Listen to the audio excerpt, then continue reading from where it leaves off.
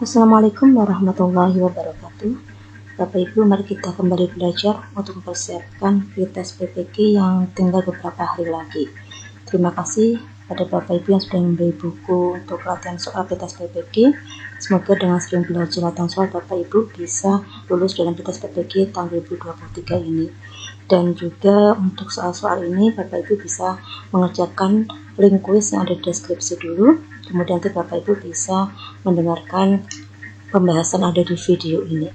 Terima kasih bagi Bapak Ibu yang masih setia pada channel ini, semoga apa yang saya sampaikan bermanfaat. Nah, mari kita belajar untuk membahas soal-soal kisi nomor 28 sampai 39. Nah, mari kita bahas soal-soal yang sesuai dengan kisi-kisi tersebut.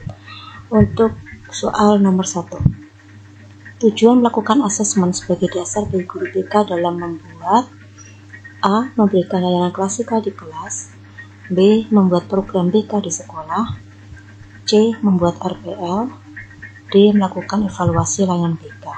Untuk soal nomor 1 ini, jawaban yang benar itu adalah yang B, yaitu membuat program BK di sekolah. Jadi tujuan melakukan asesmen sebagai dasar bagi guru BK dalam membuat program BK di sekolah. Dengan melakukan asesmen, guru BK mendapatkan data yang relevan, objektif, akurat, dan komprehensif tentang kondisi konseli seperti profil permasalahan yang dihadapi konseli, potensi yang dimiliki, kebutuhan dan kondisi lingkungan yang dibutuhkan oleh konseli. Kita lanjut ke soal nomor 2.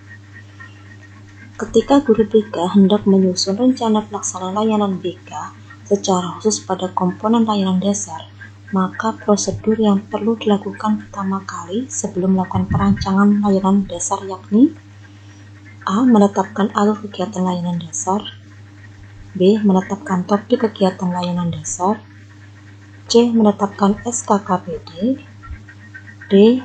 Membuat LKPD untuk siswa.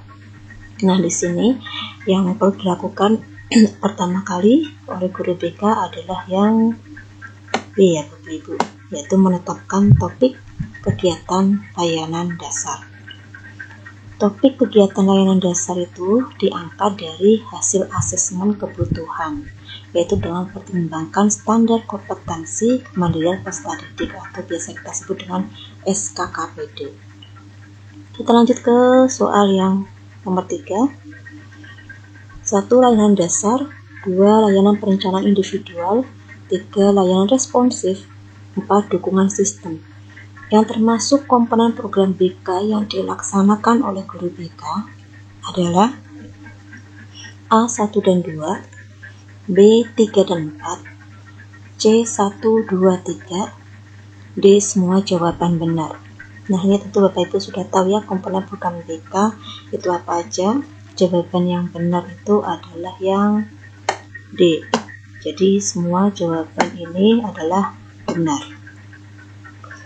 Sekarang kita lanjut ke soal berikutnya, nomor 4. Perbedaan kurikulum bagi bimbingan dan konseling dan kurikulum bagi pembelajaran bidang studi terletak pada A. Tujuannya, B. Acuan alurnya, C. Sumbernya, D. Sasarannya. Untuk soal nomor 4 ini, perbedaannya terletak yaitu pada C, ya, sumbernya. Apabila kurikulum pembelajaran bersumber pada pokok-pokok atau garis besar materi yang harus dipelajari peserta didik, sementara kurikulum bimbingan dan konseling itu berasal dari kebutuhan yang teridentifikasi perkembangan peserta didik. Jadi perbedaannya di sini. Kalau untuk kurikulum pembelajaran itu bersumber dari pokok-pokok materi yang harus dipelajari peserta didik, sementara kalau bimbingan dan konseling itu adalah berasal dari kebutuhan yang teridentifikasi perkembangan peserta didik. Untuk soal berikutnya nomor 5, dari data asesmen kebutuhan peserta didik diperoleh informasi dari guru bidang studi bahwa siswa D seringkali melamun ketika pelajarannya berlangsung. Layanan apa yang sebaiknya diberikan oleh guru BK? A. Konseling individu, B. Konseling kelompok, C. Bimbingan kelompok, D. Layanan klasikal. Untuk soal nomor 5 ini Kita lihat di sini ya. Ada berapa siswanya? Hanya ada satu siswa, yaitu siswa D. Maka layanan yang sebaiknya diberikan oleh guru BK itu adalah konseling individual. Soal nomor 6. Dari data asesmen kebutuhan peserta didik diperoleh bahwa ada 70% siswa dari DCM yang sulit menyesuaikan diri dengan lingkungan atau situasi baru. Layanan yang tepat dilakukan oleh guru BK adalah A. Konseling individual, B. Konseling kelompok, C. Bimbingan kelompok, D. Layanan klasikal. Di sini ada 70% siswa, berarti melebihi 50%. Dan di sini masalahnya adalah sama, yaitu sulit menyesuaikan diri dengan lingkungan. Maka yang dilakukan oleh guru BK adalah konseling kelompok. Kalau konseling kelompok ini tuh lebih ke masalah pribadi konseling. Tapi kalau bimbingan kelompok itu biasanya membahas tentang masalah umum atau masalah yang sedang kekinian atau sedang viral.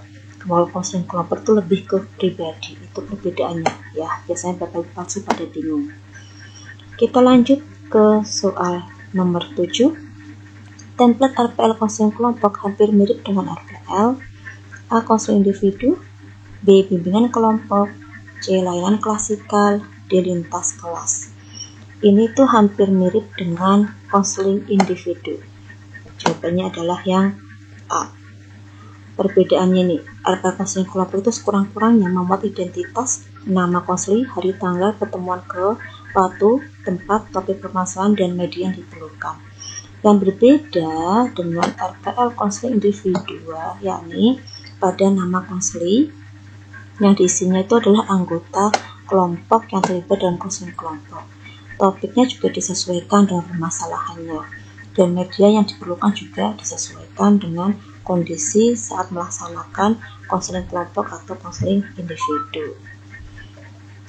Soal nomor 8. Data asesmen kebutuhan peserta didik menunjukkan bahwa 70% siswa sulit menyesuaikan diri dengan lingkungan, 65% mudah merasa tersinggung, 40% tidak toleran dalam pergaulan, 50% mudah berprasangka buruk.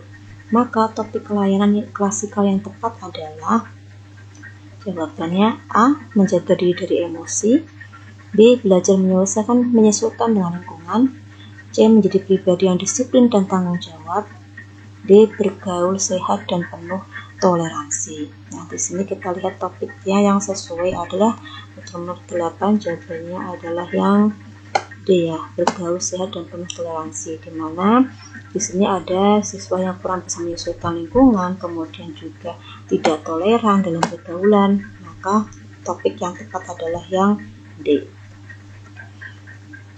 Soal nomor 9.